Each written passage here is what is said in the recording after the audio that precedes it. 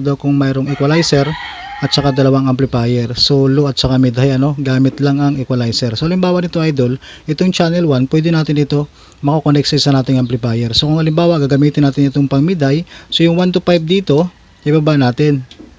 So dito na tayo mag-adjust, hanapin na lang natin kung ano ang gusto nating settings dito. Ito yung mid at saka ito yung high. By 5 yan sa idol dahil 215 itong ating equalizer. So dito naman sa channel 2, pwede naman natin ito magamit sa isang amplifier natin. So gagamitin naman natin siya sa ating low.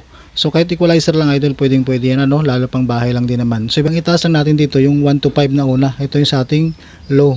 Tapos itong 6 to 15, ayan, ibaba na rin natin. So pwede naman tayo mag-label lang dito para hindi masyado mahina yung ating music. So siya naman ito dito sa likod ng ating equalizer. Kung magamit man kayo ng mixer or cellphone ang inyong source, so dito lang tayo mag-input. Dapat may input yung channel 1 natin at saka input ng ating channel 2. Dito na natin paghiwalayin yung output ng channel 1 sa isa nating amplifier, yung output naman ng ating channel 2 para naman sa isa nating amplifier.